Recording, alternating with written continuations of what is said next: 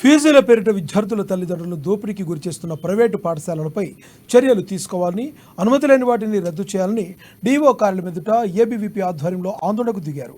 అఖిల భారతీయ విద్యా పరిషత్ రాష్ట్ర శాఖ పిలుపు మేరకు డీఓ ఆఫీసును ముట్టడించారు. తెలంగాణ వచ్చి 10 ఏళ్లు గడుస్తున్నా విద్యా వ్యవస్థలో ఎలాంటి మార్పు లేదని ఏబీవీపీ జిల్లా కన్వీనర్ అక్షయ్ అన్నారు. ప్రస్తుతం పేద విద్యార్థులకు కార్పొరేట్ విద్య అందని ద్రాక్షలా మారుతుందన్నారు.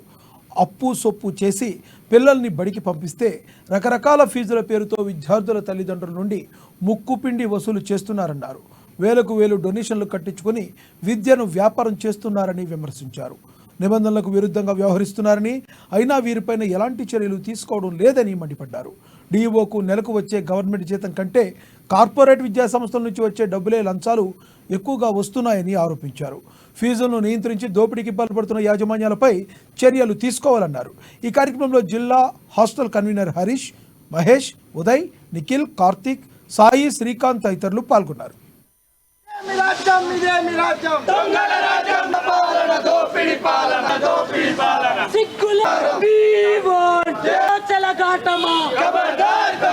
అఖిల భారతీయ విద్యార్థి పరిషత్ ఆదిలాబాద్ శాఖ ఆధ్వర్యంలో ఈరోజు డిఈఓ ఆఫీస్ ముట్టడించడం జరిగింది.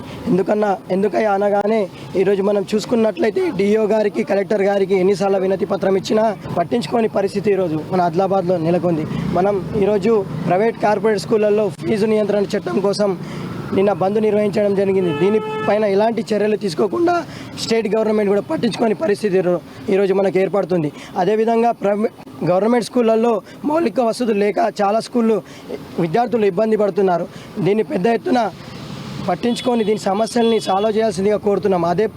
అదేవిధంగా మనం తెలంగాణ స్టేట్లో చూసుకున్నట్లయితే కొన్ని ప్రభుత్వ పాఠశాలలో టీచర్ల భర్తీ చేయాలి. టీచర్ల పోస్టులు చాలా ఖాళీ ఉన్నప్పటికీ పోయిన ప్రభుత్వం కూడా పట్టించుకోలేదు. ఈసారి కూడా ఈ ప్రభుత్వం పట్టించుకోని కారణంగా పెద్ద ఎత్తున ఆందోళన కార్యక్రమాన్ని చేపడతామని హెచ్చరిస్తూ ఉన్నాము. లేని పక్షాన ఆందోళన కార్యక్రమాలు చేపడతామని ఏబీవీపీ హెచ్చరిస్తుంది.